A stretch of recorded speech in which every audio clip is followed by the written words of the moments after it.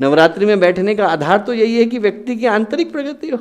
इसलिए कोई नहीं आया क्योंकि यहाँ पर पैसा मिलेगा, इसलिए कोई नहीं आया क्योंकि यहाँ पर पद मिलेगा, इसलिए कोई नहीं आया क्योंकि यहाँ रुतबा मिलेगा। हर व्यक्ति के मन में क्या कॉल थी, यही तो आधार था, यही तो पुकार थी, यही तो याचना थी, यही तो अभ्यर्थना थी कि हम यदि यहाँ आए तो हमारा आध्यात्मिक दृष्टि से एक उत्थान यहाँ पर संभव हो। और वो करने का जो आधार है वो भारत ने वर्षों पहले दिया। भारत ने ये चिंतन दिया जिसको हम भारत का धर्म कह करके पुकारते हैं, वो यही है कि बिना व्यक्तित्व के परिष्कार के जो बाहर का सारा सरंजाम है वो किसी मूल्य का नहीं रह जाता। व्यक्ति कुरूप हो और आप उसके ऊपर आभूषण टांग दो तो किसी मूल्य के थोड़े ही होते, और व्यक्ति सुंदर हो तो थोड़ी सी मुस्कुराहट से भी लोगों को खुश कर जाता है। व्यक्ति के पास व्यक्तित्व का मूल्य है और किसी चीज़ का मूल्य नहीं।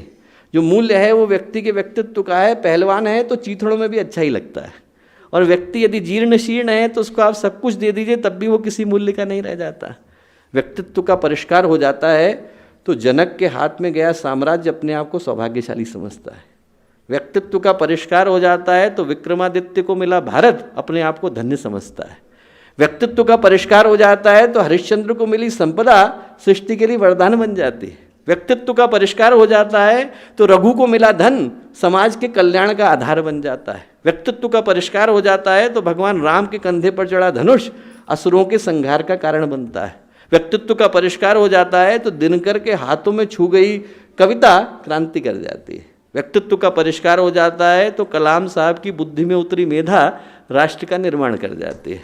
और व्यक्तित्व का परिष्कार न हो तो वही साम्राज्य, वही सत्ता, वही संपत्ति, वही संपदा अभिशाप का कारण बन जाते हैं। दुष्ट के हाथ में गए तो वो दूसरे को कष्ट ही देगा।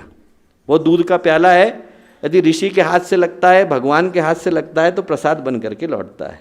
और वही दूध का प्याला यदि सांप की जीभ से छू जाए तो जहर बन जाता है वही चीज़। पर आदमी को परिणाम तब निकल करके आता है कि वो लगा किससे। और भारत ने यही सोच पूरे विश्व को दी कि आज की समस्या का जो मूल आधार है वो एक ही है कि आज व्यक्ति के पास बाह्य प्रगति तो पर्याप्त है, आंतरिक नदारद है। आत्मिक प्रगति शून्य है, सिफर है, जीरो है। सरकार पंचवर्षीय योजनाएं बना रही है, वैज्ञानिक शोध करने में लगे हैं, लोग एक से एक बढ़कर के हथियारों की खोज करने में लगे हुए हैं, उद्योगपति उद्योगों के कारखाने खोलने में लगे हैं, शिक्षक जो हैं वो विद्यार्थियों को अच्छा प्रोडक्ट कैसे बनाएं इस पर ध्यान देने में लगे हैं। जो उपेक्षित पड़ा है वो धर्मतंत्र पड़ा है। धर्म को जो करना चाहिए, धर्म को जो कराना चाहिए, धर्म को जिस भावना का जागरण करना चाहिए उस और किसी की निगाहें नहीं। आप देखिए तो गुरुदेव के जाने के बाद आपको एक व्यक्तित्व पूरे विश्व के क्षितिज पर नहीं दिखेगा जहाँ पर अकेला व्यक्ति और अकेला व्यक्तित्व पूरे समाज के कल्याण को करने की सामर्थ्य रखता हो, है नहीं। पहली बार ऐसा हुआ है धरती पर कि महापुरुष के जाने के बाद कोई दूसरा महापुरुष धरती पर है ही नहीं। ऐसा इसलिए है क्योंकि उपेक्षित पड़ा है धर्मतंत्र। धर्म को जो करना चाहिए, धर्म को जो कराना चाहिए उसकी जगह पर लोग वो करते और वो कराते दिखाई पड़ते हैं कि अच्छा खासा आस्तिक आदमी नास्तिक बन जाए। कर्म, कर्तव्य, दायित्व, इन सब चीज़ों को भुला करके व्यक्ति को हम वो सातों सपने दिखाने में लगे हुए हैं कि उसमें देश के जागरण की संभावना नहीं। देश जागेगा तब, राष्ट्र जागेगा तब, संस्कृति जागेगी तब जब गुरुदेव के लिखे गए धर्म को व्यक्ति अपनाएगा। गुरुदेव का लिखा गया धर्म बड़ा सीधा सरल है कि व्यक्ति की आत्मिक, आंतरिक और उसके अंदर की आध्यात्मिक प्रगति ही मनुष्य के व्यक्तित्व का आधार है। वही एकमात्र संभावना है। आप देखिए भारत का इतिहास उठाकर, यदि किसी के दिमाग में सनक आ जाए कि नहीं साहब हम लोग तो एक दिन ऐसा करते हैं कि सब लोगों के नाम इसमें से हटाना शुरू करते हैं। हमारे यहाँ भगवान राम नहीं हुए, भगवान कृष्ण नहीं हुए, बुद्ध नहीं हुए, महावीर नहीं हुए, हमारे यहाँ पर कोई ऋषि नहीं हुए, हमारे यहाँ पर सिखों के गुरु नहीं हुए, जैनों के तीर्थंकर नहीं हुए, गुरुदेव हमारे यहाँ नहीं हुए, विवेकानंद हमारे यहाँ नहीं हुए, रमण महर्षि नहीं हुए, अरविंद नहीं हुए, इन सब के नाम काटना शुरू करें कहीं और हुए। और फिर हम लोगों से जाकर के कहें साहब आप हमें जगत गुरु मानते हो, वो कहेंगे कि आप हमारे लिए अर्जेंटीना की तरह से नक्शे पर खिंची हुई रेखा हो, कोई जगत गुरु नहीं हुआ। जगत गुरु जो भारत है वो उन महापुरुषों के कारण है जो सोच, जो व्यक्तित्व भारत से निकल करके आए। टाटा बिरला के लिए कौन भारत को याद करता है? लोग भामाशाह के लिए याद करते हैं, लोग यहाँ पर सूर, कबीर, तुलसी के लिए याद करते हैं। आज के समय की जो एकमात्र संभावना है कि भारत के धर्म को जागना पड़ेगा और आप लोगों के माध्यम से जागना पड़ेगा। वो मनोकामनाओं की पूर्ति कराने वाला धर्म, वो लोगों के बीच में झगड़े कराने वाला धर्म, वो स्त्री पुरुष को बांटने वाला धर्म, वो अमीर गरीब को बांटने वाला धर्म, वो जातियों में विग्रह विभाजन कराने वाला धर्म, वो मूढ़ मान्यताएं कराने वाला धर्म भारत का धर्म नहीं है। कहीं और का होगा तो मैं नहीं जानता। जो भारत का धर्म है वो मनुष्य के आंतरिक प्रगति को एकमात्र आधार बना करके चलता है। जो भारत का धर्म है वो रंतिदेव का धर्म है। रंतिदेव की कथा आप लोगों ने पढ़ी होगी। राजा थे, राजा संकृति के पुत्र थे, और उनको राज्य में जो है एक बड़ा भयंकर अकाल पड़ा तो लोगों ने कहा कि साहब आप राजा हैं, आप यदि प्राजापत्य व्रत का पालन करेंगे तो यहाँ पर जो है बारिश होएगी। रंतिदेव ने प्राजापत्य व्रत किया, 48 दिन तक न अन्न लिया न जल लिया, और बारिश की बूंदें आनी शुरू हुई। जब बारिश की बूंदें आई तो 4 रोटी और 1 गिलास लेकर के वो बैठे कि चलो मैं ग्रहण कर लेता हूँ। जैसे ही ग्रहण करने को हुए इतनी देर में एक व्यक्ति कहीं से आ गया, बोले साहब मैंने भोजन नहीं किया है, आप दे दीजिए। पहली रोटी उनने उसको दे दी। शमशान का रखवाला आया, बोले मैंने भी नहीं खाया है, दूसरी रोटी रंतिदेव ने उनको दे दी। बोले साहब मेरे 4 कुत्ते, उनने भी भोजन नहीं किया है। तो रंतिदेव ने बाकी की 2 रोटियों के 4 टुकड़े करे और 1-1 कुत्ते को दे दिया। एक व्यक्ति आ गया, बोला कि बुन्ने को लगा पानी पी लेते हैं। इतनी देर में एक और व्यक्ति आया, बोले साहब मैं बड़ा प्यासा हूँ। रंतिदेव चाहते तो मना कर सकते थे, 48 दिन से अन्न नहीं लिया था, जल नहीं लिया था, चक्रवर्ती सम्राट थे, उन्हीं की तपस्या के कारण उस राज्य को पानी मिल रहा था। चाहते तो मना कर लेते। आदमी 48 मिनट के लिए भूखा नहीं रह पाता है, 48 दिन तो बहुत बड़ी बात है।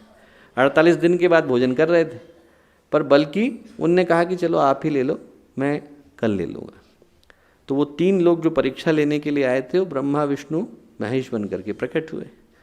उनने कहा कि साहब आपका पुण्य इतना है कि आप स्वर्ग चल सकते हो। उनने कहा स्वर्ग में क्या है? बहुत सारे गुण त्रिदेवों ने बताए। तो रंतिदेव ने उनसे कहा कि वहाँ पर दुखियों के दुख को दूर करने की व्यवस्था है। उन्होंने कहा साहब ऐसा कुछ नहीं है, स्वर्ग में आप आराम कर सकते हो, भोग कर सकते हो, पुण्य कम हो जाएगा तो धरती पर आना पड़ेगा। तो फिर रंतिदेव क्या बोले, न कामे दुख तप्ता नाम प्राणी नामार्थ नाशनम। बोले कि मुझे न तो स्वर्ग की कामना है, न मुझे भोग की कामना है, न पुनर्जन्म की कामना है। बोले न तो मुझे स्वर्ग चाहिए, न भोग चाहिए, न पुनर्जन्म चाहिए, बस मुझे एक ही इच्छा है कि जब तक दुख से पीड़ित व्यक्ति इस धरती पर है तब तक आप मुझे उठा के मत ले जाओ, यहीं रहूँगा और इस धरती को स्वर्ग बनाऊँगा। जो भारत का धर्म है वो रंतिदेव का धर्म है। भारत का जो धर्म है वो तुकाराम का धर्म है। घर में ब्रह्मा विष्णु आए परीक्षा लेने के लिए, तो उनने क्या किया, उनने कहा कि साहब हमारी झोपड़ी तो छोटी है, इसमें 1 व्यक्ति लेट सकता है, 2 बैठ सकते हैं, आपको बैठने में तकलीफ़ नहीं है तो आ जाइए। भगवान विष्णु आ गए, दोनों घुटने मोड़ के बैठ गए। थोड़ी देर में भगवान शिव आए, अंदर आ जाएं। बोले आ जाइए, पर हमारी झोपड़ी छोटी है, इसमें 1 लेट सकता है, 2 बैठ सकते हैं, 3 खड़े हो सकते हैं, खड़े होने में तकलीफ़ तो नहीं है। भगवान शिव आ गए, तीनों खड़े हो गए, रात निकल गई। रात निकलने के बाद ब्रह्मा विष्णु ने अपने आप को प्रकट किया। बोले तुकाराम तुम देवता हो, तुम्हारी परीक्षा लेने के लिए हम आए थे। तुकाराम बोले कि साहब कैसा देवता हो, मेरी झोपड़ी तो छोटी है। भगवान बोले कि झोपड़ी छोटी है पर दिल तो बड़ा है। वो जो जिसका दिल बड़ा है वो भारत का देवता बन जाता है। भारत का देवता वो है जिसमें व्यक्ति के पास धन है कि नहीं, पर उसके पास भावनाओं की अमीरी होनी चाहिए। भारत का देवता वो है जिसके पास संपदा है कि नहीं, पर उसके पास संस्कृति होनी चाहिए। भारत का देवता वो है जिसके पास जायदाद है कि नहीं, पर उसके पास विरासत होनी चाहिए। भारत का देवता वो है जिसके पास बाहर से कुछ हो ना हो, पर भीतर से सब कुछ होना चाहिए। और यदि वो भारत का धर्म जागेगा तो विश्व को एक नई चिंतन, नई आध्यात्मिक शक्ति दे पाने की स्थिति में होगा। उस लेख में गुरुदेव ने लिखा कि आने वाले दिनों में भारत का जो धर्म तंत्र है वो अपने परिष्कृत रूप में सबके सामने उपस्थित होगा। बोले उसका प्रकाश देखकर संप्रदायवादियों के डेरे उजड़ जाएंगे, वो उल्लू की तरह से उस प्रकाश को भौचक्के होकर के देखेंगे और अंत में अपनी अपनी कोटरों में जाकर छुपने के लिए विवश होंगे। बोले धर्म तंत्र अगले दिनों में ज्ञान तंत्र होगा, और उसके ऊपर जो कैचुली चढ़ी हुई है वो धीरे धीरे उतरकर कूड़े करकट के ढेर में जा छिपेगी। और इस चीज़ को लाने का दायित्व, तो गुरुदेव की अंतिम लाइन उस लेख की है, इस चीज़ को लाने का दायित्व गायत्री परिवार को सौंपा गया है। गायत्री परिवार को सौंपा गया है। भारत के धर्म को जगाने का दायित्व, भारतीय स्वाभिमान को जगाने का दायित्व, भारतीय अध्यात्म को जगाने का दायित्व, भारतीय संस्कृति को जगाने का दायित्व हमें सौंपा गया है। नवरात्रि के इस पावन दिन दोस्तों स्मरण करें कि आज का दिन साधारण दिन नहीं है। आज हम लोग स्मरण करें कि कितना बड़ा सौभाग्य हम लोगों को मिला और कितनी बड़ी जिम्मेवारी हमें मिली। ये साधारण बात नहीं है। महाकाल के बाशिंदे हैं हम लोग, गुरुदेव के सृजन सैनिक हैं हम लोग नव निर्माण के नवनायक हैं। और जो गायत्री परिवार के प्रज्ञा संस्थान हैं, शक्तिपीठ हैं, प्रज्ञापीठ हैं, गायत्री चेतना केंद्र हैं, ये सारे के सारे ऐसे सृजन सैनिकों को तैयार करने की छावनियाँ हैं। ये उद्देश्य नहीं है कि वहाँ पर घंटे घड़ियाल बजे और पूजा पाठ हो और आरती हो और भोग लगे और लोग अपने घर में जा कर के बैठे हैं। अभियान का केंद्र है वो देवालय है। वो इसलिए है कि हमें अपने क्षेत्र के एक एक शक्तिपीठ को जगाने की आवश्यकता है। हम लोग यहाँ से निकलें तो इसी भाव को लेकर के निकलें कि गुरुदेव ने गायत्री परिवार इसलिए बनाया कि एक ऐसा प्रवाह जन्म ले जिससे इंसान अपने आप को आकर के छुए तो मसीहा में बदल जाए, लोहा छुए तो सोने में बदल जाए, कोयला छुए तो हीरे में बदल जाए। उस प्रवाह को जन्म देने के लिए वो केंद्र है। हम लोग यहाँ से उठे, सौभाग्य को स्मरण करके उठे, जिम्मेवारी का वर्ण करके उठे, ये स्मरण करके उठें कि हम लोगों को कितना बड़ा, कितना महत्वपूर्ण, कितना सौभाग्यशाली दायित्व परम पूज्य गुरुदेव के द्वारा प्रदान किया गया है। क्योंकि गायत्री परिवार क्रांति का नाम है, गायत्री परिवार आमंत्रण का नाम है, गायत्री परिवार अवतरण का नाम है, गायत्री परिवार अभिमंत्रण का नाम है। गायत्री परिवार एक ऐसी चेतना का नाम है कि यदि व्यक्ति उससे छुए तो उसे अपने जीवन को बदलने के लिए मजबूर होना पड़े। और उस तरह के प्रवाह को जन्म देने का दायित्व हम लोगों का है। हम लोगों का दायित्व है कि हम लोग यहाँ से उठें तो सोते व्यक्ति को झकझोर करके उठाएं।